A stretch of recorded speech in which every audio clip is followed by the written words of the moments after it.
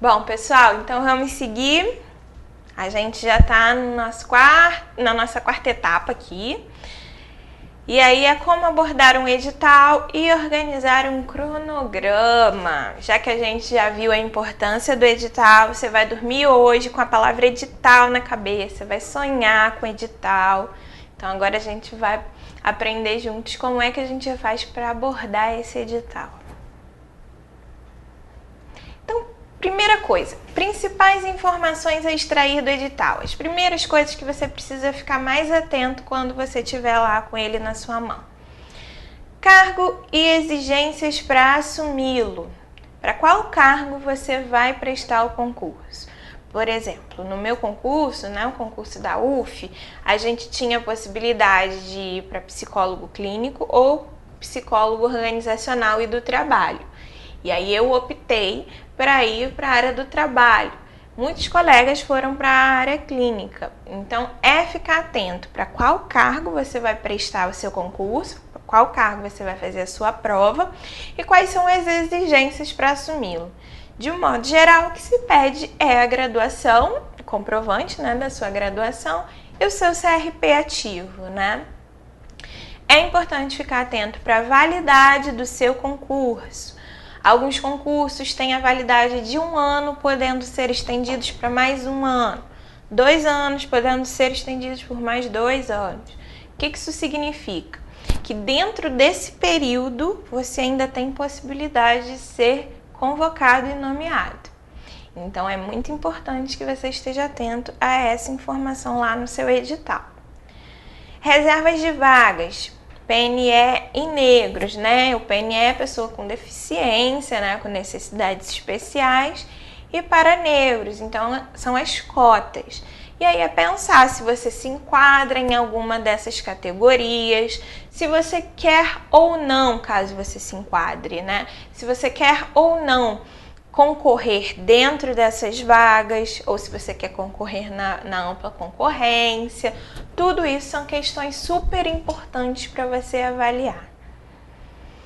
Data e local da prova. Muito importante você conferir como é que chega nesse lugar antes. Então, assim, se for algum lugar perto da sua casa, o meu conselho é que você dê um pulinho lá alguns dias antes, para você descobrir quanto tempo que você leva no trajeto, como você faz para chegar lá, justamente para não ter nenhuma intercorrência no dia da sua prova, para não fazer que nem a galera do Enem que chega atrasada e depois sai no jornal como os atrasados do Enem. Então vai lá, confere como é que você chega, quanto tempo que você leva, para você minimizar todas as possibilidades de intercorrências no dia da sua prova, Peso e caráter das questões. Vê lá qual é a disciplina que a sua questão tem, que as questões têm mais peso. Geralmente é em conhecimentos específicos e redação ou discursiva, quando tem, na sua prova. Mas verificar lá no seu edital se é classificatório, se é eliminatório. O que isso quer dizer, O classificatório significa que vai gerar uma classificação. Então, quanto maior a sua pontuação, o número de acertos, maior a sua classificação ali. Se é eliminatório, significa geralmente que você tem um número mínimo de questões para você acertar e caso você não acerte, você é eliminado. O resto da sua prova nem é levado em consideração. Então, isso é super importante de você ver, porque aí na sua preparação você também vai levar isso em consideração, Se você está dando direitinho a atenção devida para cada uma das áreas de questões que vão cair lá para você na sua provinha. Observar quais são os critérios de desempate, se o acerto é em determinada parte da prova ou em outra parte, se isso faz diferença, se isso é um critério de desempate, se, por exemplo, português está acima de raciocínio lógico na hora de desempatar, se você tiver feito mais acertos nisso ou no outro, avaliar e ficar atento para a duração da sua prova, porque aí você vai se preparar para saber quanto tempo você tem para resolver cada questão. para você não ultrapassar o seu tempo e depois ficar desesperado correndo atrás para resolver o que falta. Enfim, muito importante você avaliar isso para que depois você possa até fazer uma continha, né? Uma conta básica. Vamos supor que você tenha 4 horas de prova, que é um horário médio aí que a gente vê nos concursos. E que nessa prova você tenha 65 questões. Como é que você vai fazer? Você vai pegar esse tempo de prova, as 4 horas, e vai dividir pelo número de questões para você ter mais ou menos, né, uma média aí de quanto tempo você tem para resolver cada uma dessas questões. Não significa que você vai seguir esse tempo para todas as questões. Tem questão que a gente olha e resolve, sei lá, em 30 segundos. Tem questão que a gente vai demorar um pouco mais, que a gente vai precisar ler, reler, considerar algumas coisas, lembrar, né, daquilo que a gente estudou. E tudo bem. Isso é para você ter uma média, é o exercício para você não se perder na hora da sua prova. E aí, vamos supor que você fez essa continha, você tem lá a noção. E aí você está percebendo que você está demorando demais em uma questão, você pensa, poxa, já ultrapassei o tempo de fazer, sei lá, umas 5 questões. Acho que é a hora de ir para a próxima e depois eu volto nessa. Então, tudo isso é importante e você vai poder fazer esses cálculos quando você souber lá, ver lá no seu edital direitinho a duração da sua prova.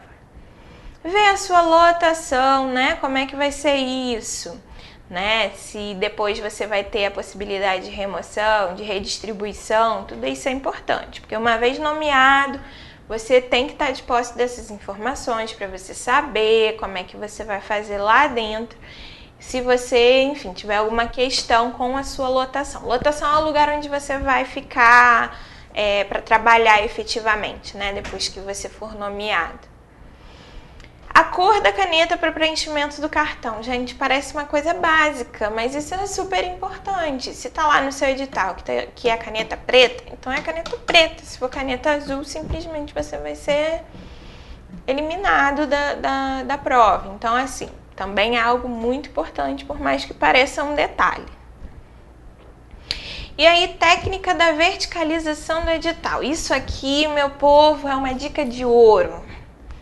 Muito importante. Foi uma das grandes técnicas, assim, que me ajudou na hora de fazer o meu estudo. Então, assim, o que é essa verticalização do edital?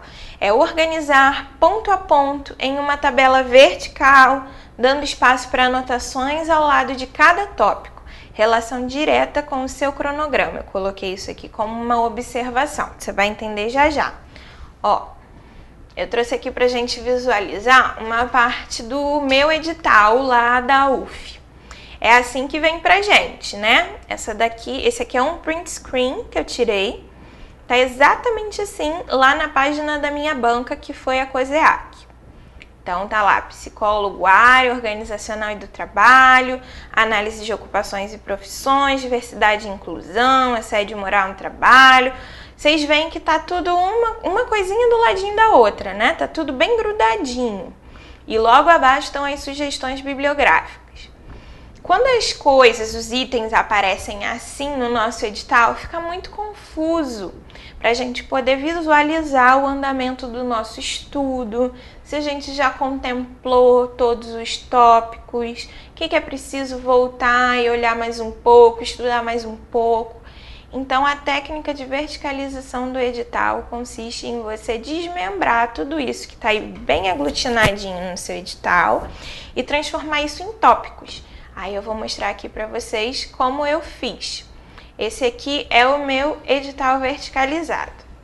Então, eu dividi, ó, eu coloquei em tópicos, 1, 2, 3, 4, assim em diante. Cada tópico é um assunto que estava constando lá no meu edital. A análise de ocupações e profissões, uma coisa.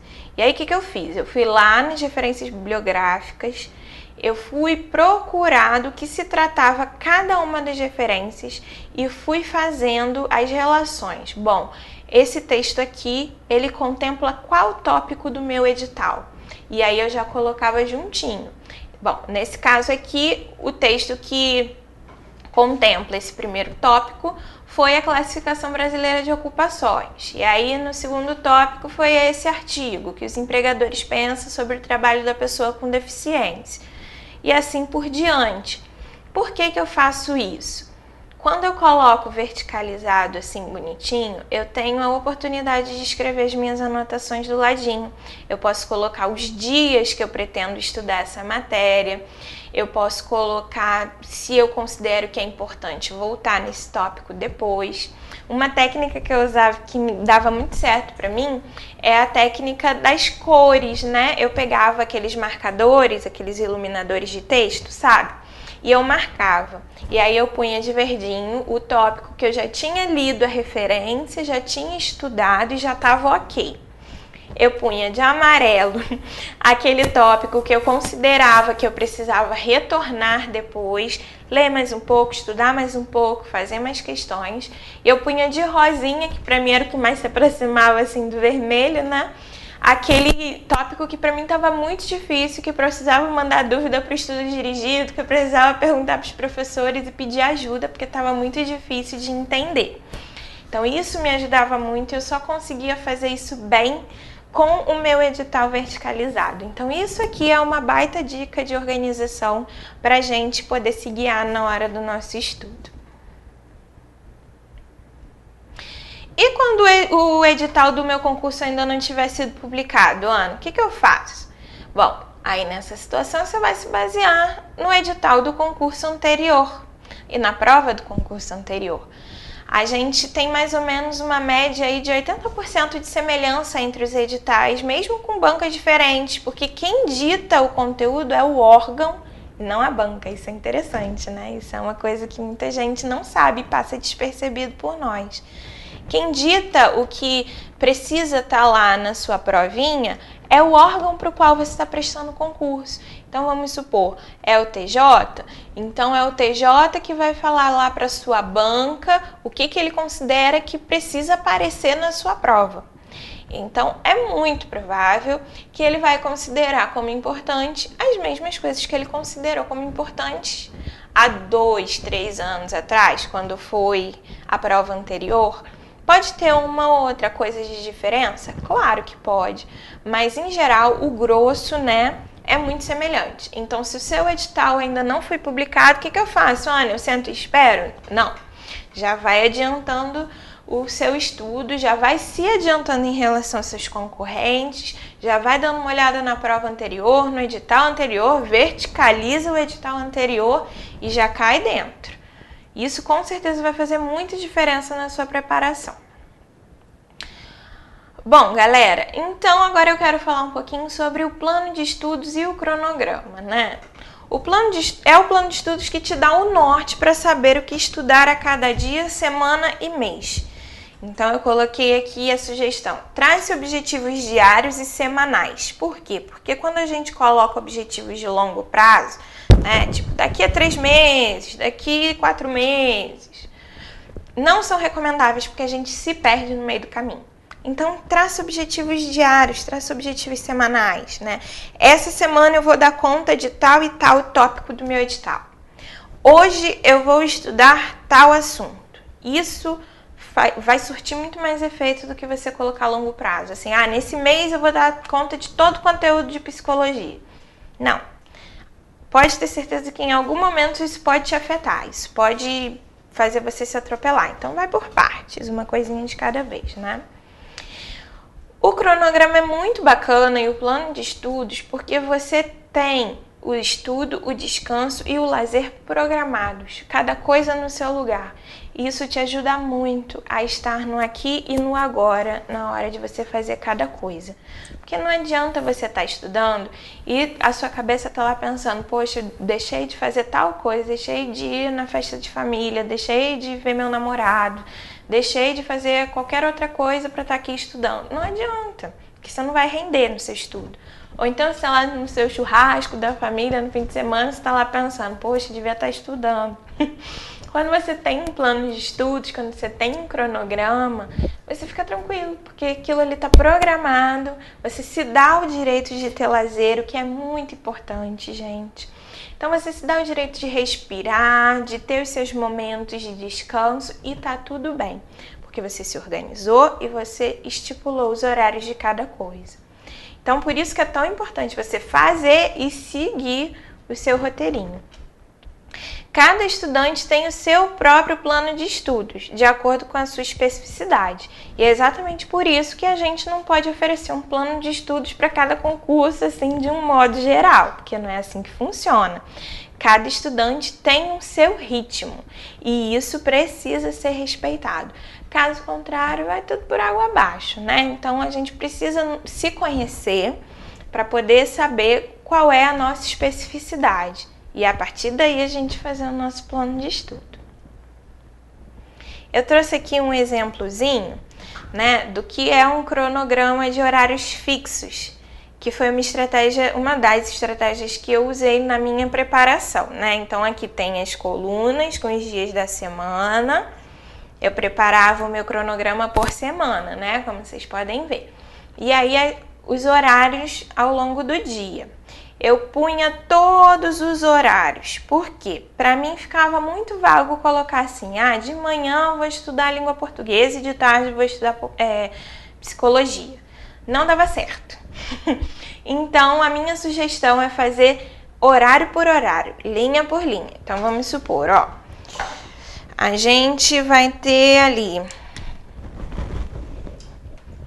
8 horas da manhã, 9 horas da manhã, 10, 11. Aí vamos supor que você trabalha. Aí você pega às 9. 8 horas você tá transporte. Então você vai escrever transporte. 9 horas você chega no trabalho. Aí você coloca trabalho. E assim por diante. Hora do almoço. Aí você vai colocar, vamos supor que seja meio-dia. Almoço. Aí vai passar a tarde, de noite, 19 horas. O que você vai estudar às 19 horas? Você põe o nome do seu tópico. Vou estudar, sei lá, burnout, né? Que é um conceito da psicologia organizacional. Burnout de psicologia. Então é assim, fazer uma coisa bem especificazinha, bem passo a passo. Você não vai atropelar as coisas, porque assim você vai se ajudar a permanecer no presente e fazendo cada coisa no seu momento. Combinado assim, galera? Então a gente fica por aqui nesse bloco e a gente se encontra no próximo. Até já!